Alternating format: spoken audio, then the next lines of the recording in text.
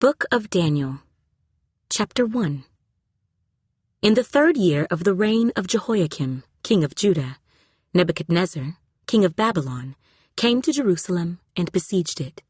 And the Lord gave Jehoiakim, king of Judah, into his hand, with some of the articles of the house of God, which he carried into the land of Shinar, to the house of his God, and he brought the articles into the treasure house of his God.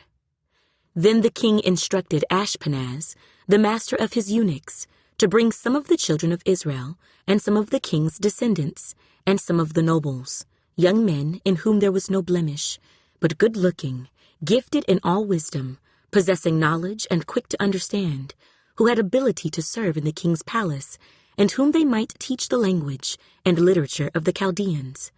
And the king appointed for them a daily provision of the king's delicacies, and of the wine which he drank, and 3 years of training for them, so that at the end of that time they might serve before the king. Now from among those of the sons of Judah were Daniel, Hananiah, Mishael, and Azariah. To them the chief of the eunuchs gave names. He gave Daniel the name Belteshazzar, to Hananiah, Shadrach, to Mishael, Meshach, and to Azariah, Abednego. But Daniel purposed in his heart that he would not defile himself with the portion of the king's delicacies, nor with the wine which he drank. Therefore he requested of the chief of the eunuchs that he might not defile himself. Now God had brought Daniel into the favor and goodwill of the chief of the eunuchs. And the chief of the eunuchs said to Daniel, I fear my lord the king, who has appointed your food and drink. For why should he see your faces looking worse than the young men who are your age? Then you would endanger my head before the king. So Daniel said to the steward, whom the chief of the eunuchs had set over Daniel, Hananiah, Mishael, and Azariah, Please test your servants for 10 days, and let them give us vegetables to eat and water to drink. Then let our appearance be examined before you, and the appearance of the young men who eat the portion of the king's delicacies. And as you see fit, so deal with your servants. So he consented with them in this matter, and tested them 10 days. And at the end of 10 days, their features appeared better and fatter in flesh than all the young men who ate the portion of the king's delicacies. Thus the steward took away their portion of delicacies, and the wine that they were to drink, and gave them vegetables. As for these 4 young men, God gave them knowledge and skill in all literature and wisdom, and Daniel had understanding in all visions and dreams. Now at the end of the days, when the king had said that they should be brought in, the chief of the eunuchs brought them in before Nebuchadnezzar. Then the king interviewed them, and among them all none was found like Daniel, Hananiah, Mishael, and Azariah. Therefore they served before the king. And in all matters of wisdom and understanding, about which the king examined them, he found them 10 times better than all the magicians and astrologers who were in all his realm. Thus Daniel continued until the 1st year of King Cyrus. Daniel, Chapter 2. Now in the 2nd year of Nebuchadnezzar's reign, Nebuchadnezzar had dreams, and his spirit was so troubled that his sleep left him. Then the king gave the command to call the magicians, the astrologers, the sorcerers, and the Chaldeans to tell the king his dreams. So they came and stood before the king. And the king said to them, I have had a dream, and my spirit is anxious to know the dream. Then the Chaldeans spoke to the king in Aramaic, O king, live forever. Tell your servants the dream, and we will give the interpretation. The king answered and said to the Chaldeans, My decision is firm. If you do not make known the dream to me and its interpretation, you shall be cut in pieces, and your houses shall be made an ash heap. However, if you tell the dream and its interpretation, you shall receive from me gifts, rewards, and great honor. Therefore tell me the dream and its interpretation. They answered again and said, Let the king tell his servants the dream, and we will give its interpretation. The king answered and said, I know for certain that you would gain time, because you see that my decision is firm. If you do not make known the dream to me, there is only one decree for you. for you have agreed to speak lying and corrupt words before me till the time has changed. Therefore, tell me the dream, and I shall know that you can give me its interpretation." The Chaldeans answered the king and said, "There is not a man on earth who can tell the king's matter. Therefore no king, lord, or ruler has ever asked such things of any magician, astrologer, or Chaldean. It is a difficult thing that the king requests, and there is no other who can tell it to the king except the gods, whose dwelling is not with flesh." For this reason, the king was angry and very furious, and gave the command to destroy all the wise men of Babylon. So the decree went out, and they began killing the wise men, and they sought Daniel and his companions to kill them. Then with counsel and wisdom, Daniel answered Arioch, the captain of the king's guard, who had gone out to kill the wise men of Babylon. He answered and said to Arioch, the king's captain, "Why is the decree from the king so urgent?" Then Arioch made the decision known to Daniel. So Daniel went in and asked the king to give him time, that he might tell the king the interpretation. Then Daniel went to his house and made the decision known to Hananiah, Mishael, and Azariah, his companions, that they might seek mercies from the God of heaven concerning this secret, so that Daniel and his companions might not perish with the rest of the wise men of Babylon. Then the secret was revealed to Daniel in a night vision. So Daniel blessed the God of heaven. Daniel answered and said, "Blessed be the name of God forever and ever, for wisdom and might are his, and he changes the times and the seasons. He removes kings and raises up kings. He gives wisdom to the wise and knowledge to those who have understanding. He reveals deep and secret things. He knows what is in the darkness, and light dwells with him. I thank you and praise you, O God of my fathers. You have given me wisdom and might, and have now made known to me what we asked of you, for you have made known to us the king's demand." Therefore Daniel went to Arioch, whom the king had appointed to destroy the wise men of Babylon. He went and said thus to him, "Do not destroy the wise men of Babylon. Take me before the king, and I will tell the king the interpretation." Then Arioch quickly brought Daniel before the king, and said thus to him, "I have found a man of the captives of Judah, who will make known to the king the interpretation." The king answered and said to Daniel, whose name was Belteshazzar, "Are you able to make known to me the dream which I have seen and its interpretation?"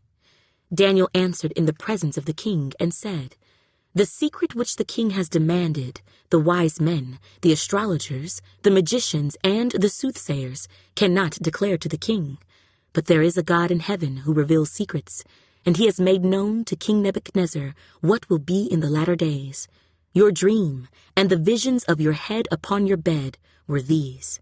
As for you, O king, thoughts came to your mind while on your bed about what would come to pass after this, and he who reveals secrets has made known to you what will be. But as for me, this secret has not been revealed to me because I have more wisdom than anyone living, but for our sakes who make known the interpretation to the king, and that you may know the thoughts of your heart. You, O king, were watching, and behold, a great image, this great image whose splendor was excellent, stood before you, and its form was awesome. This image's head was of fine gold, its chest and arms of silver, its belly and thighs of bronze, its legs of iron, its feet partly of iron and partly of clay. You watched while a stone was cut out without hands, which struck the image on its feet of iron and clay, and broke them in pieces. Then the iron, the clay, the bronze, the silver, and the gold were crushed together, and became like chaff from the summer threshing floors. The wind carried them away, so that no trace of them was found, and the stone that struck the image became a great mountain and filled the whole earth. This is the dream.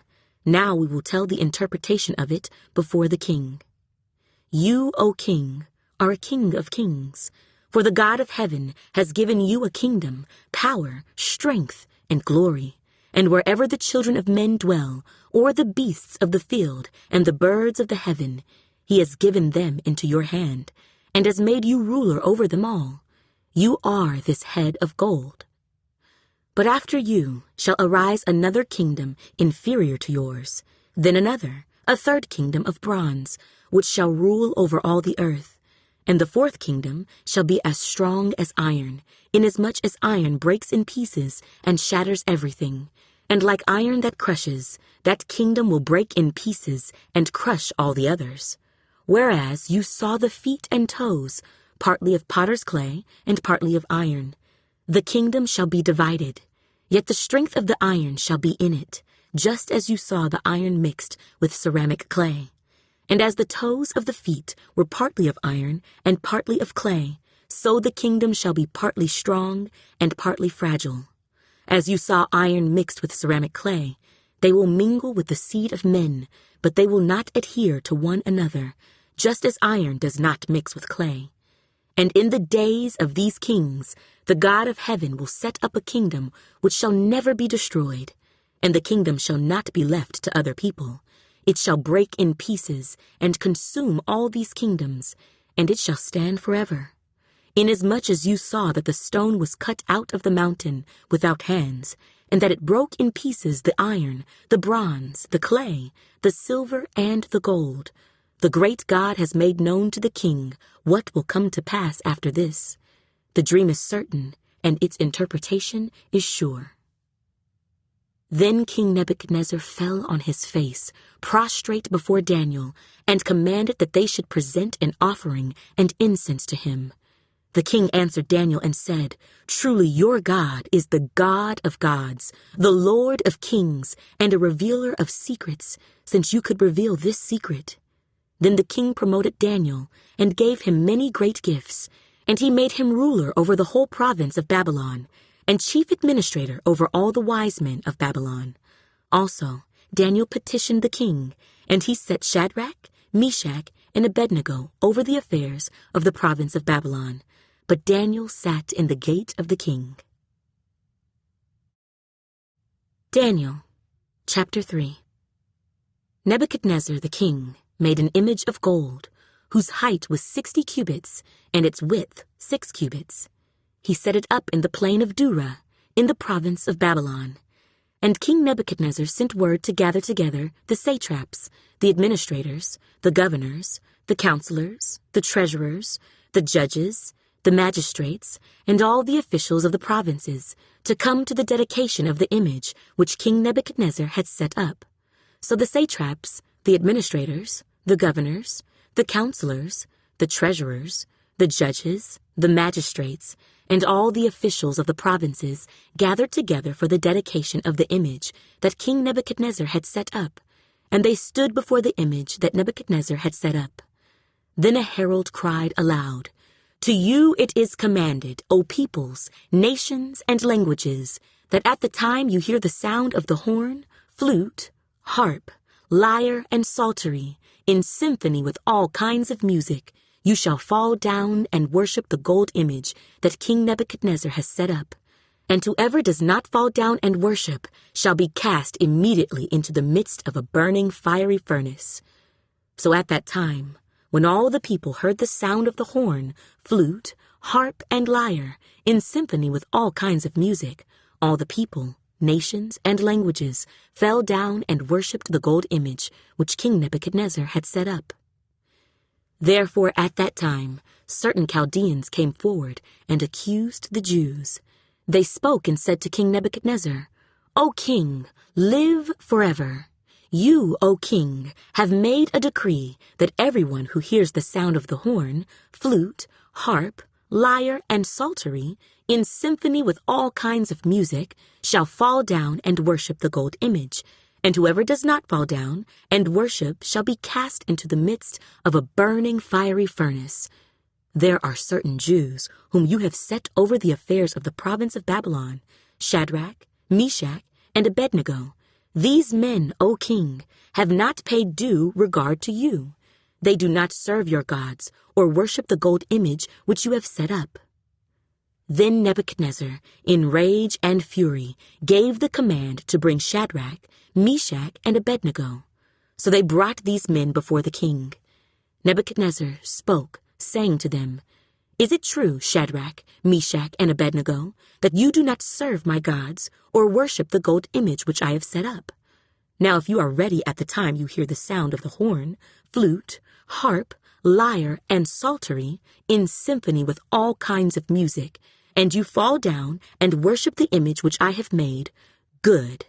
But if you do not worship, you shall be cast immediately into the midst of a burning fiery furnace. And who is the God who will deliver you from my hands? Shadrach, Meshach, and Abednego answered and said to the king, O Nebuchadnezzar, we have no need to answer you in this matter. If that is the case, our God whom we serve is able to deliver us from the burning fiery furnace, and he will deliver us from your hand, O king. But if not, let it be known to you, O king, that we do not serve your gods, nor will we worship the gold image which you have set up. Then Nebuchadnezzar was full of fury, and the expression on his face changed toward Shadrach, Meshach, and Abednego. He spoke and commanded that they heat the furnace 7 times more than it was usually heated. And he commanded certain mighty men of valor who were in his army to bind Shadrach, Meshach, and Abednego and cast them into the burning fiery furnace. Then these men were bound in their coats, their trousers, their turbans, and their other garments, and were cast into the midst of the burning fiery furnace. Therefore, because the king's command was urgent, and the furnace exceedingly hot, the flame of the fire killed those men who took up Shadrach, Meshach, and Abednego. And these 3 men, Shadrach, Meshach, and Abednego, fell down bound into the midst of the burning fiery furnace. Then King Nebuchadnezzar was astonished, and he rose in haste and spoke, saying to his counselors, Did we not cast 3 men bound into the midst of the fire? They answered and said to the king, True, O king. Look, he answered, I see 4 men loose, walking in the midst of the fire, and they are not hurt, and the form of the 4th is like the Son of God. Then Nebuchadnezzar went near the mouth of the burning fiery furnace and spoke, saying, Shadrach, Meshach, and Abednego, servants of the Most High God, come out and come here. Then Shadrach, Meshach, and Abednego came from the midst of the fire. And the satraps, administrators, governors, and the king's counselors gathered together, and they saw these men on whose bodies the fire had no power. The hair of their head was not singed, nor were their garments affected, and the smell of fire was not on them. Nebuchadnezzar spoke, saying, Blessed be the God of Shadrach, Meshach, and Abednego, who sent his angel and delivered his servants who trusted in him.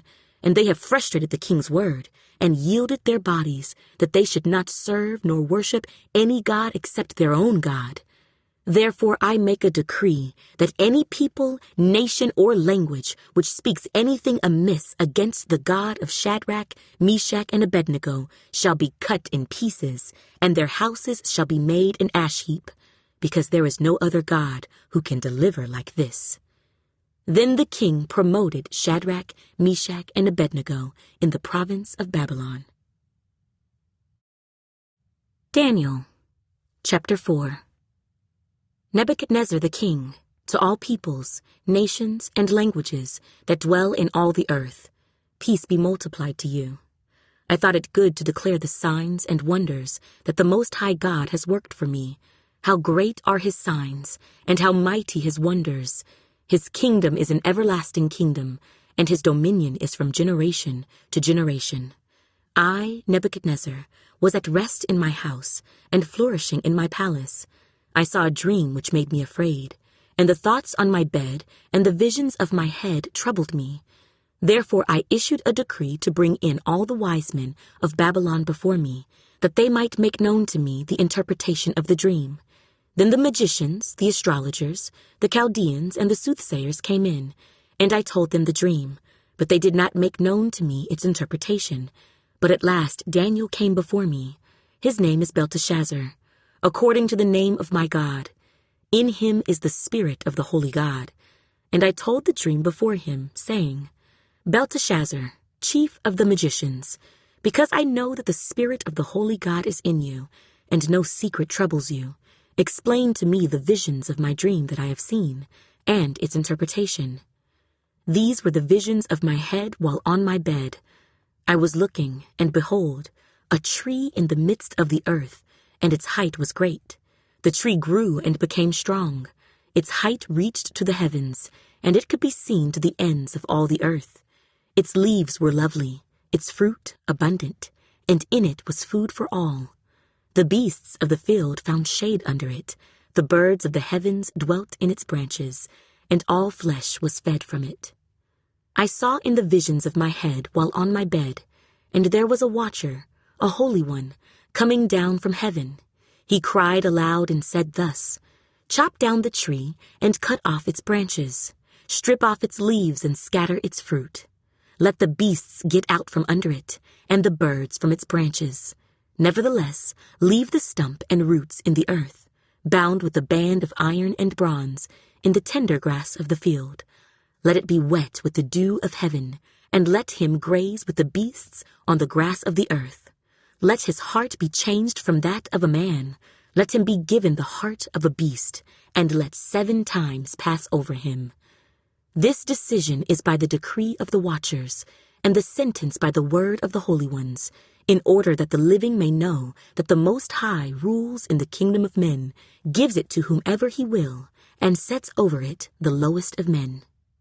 This dream I, King Nebuchadnezzar, have seen. Now you, Belteshazzar, declare its interpretation, since all the wise men of my kingdom are not able to make known to me the interpretation. But you are able, for the Spirit of the Holy God is in you." Then Daniel, whose name was Belteshazzar, was astonished for a time, and his thoughts troubled him.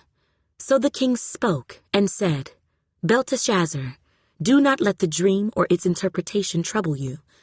Belteshazzar answered and said, "My lord, may the dream concern those who hate you, and its interpretation concern your enemies. The tree that you saw, which grew and became strong, whose height reached to the heavens, and which could be seen by all the earth, whose leaves were lovely and its fruit abundant, in which was food for all, under which the beasts of the field dwelt, and in whose branches the birds of the heaven had their home.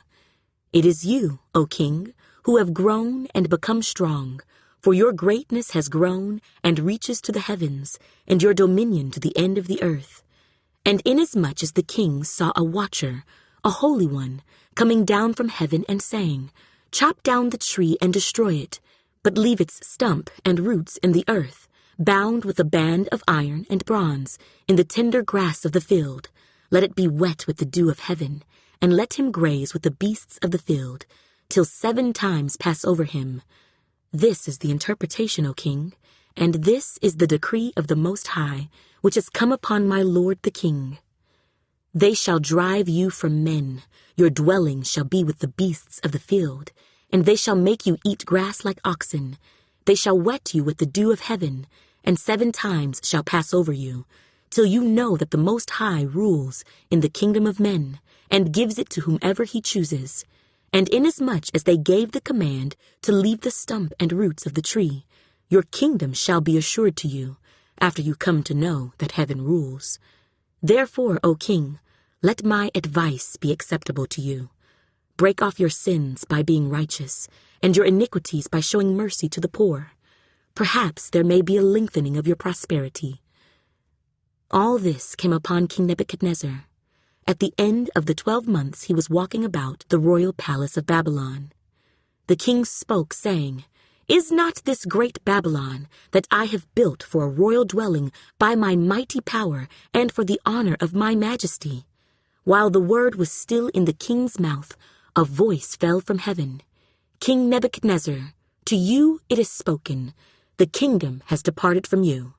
And they shall drive you from men, and your dwelling shall be with the beasts of the field. They shall make you eat grass like oxen, and 7 times shall pass over you, until you know that the Most High rules in the kingdom of men, and gives it to whomever he chooses."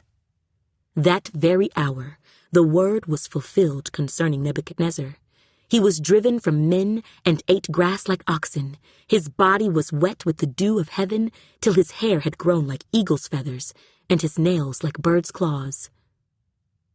And at the end of the time, I, Nebuchadnezzar, lifted my eyes to heaven, and my understanding returned to me, and I blessed the Most High, and praised and honored him who lives forever. For his dominion is an everlasting dominion, and his kingdom is from generation to generation. All the inhabitants of the earth are reputed as nothing. He does according to his will in the army of heaven, and among the inhabitants of the earth.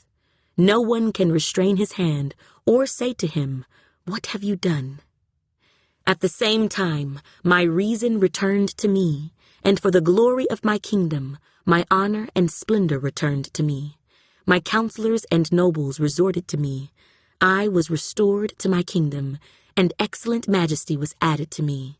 Now I, Nebuchadnezzar, praise and extol and honor the King of heaven, all of whose works are truth, and his ways justice, and those who walk in pride he is able to put down.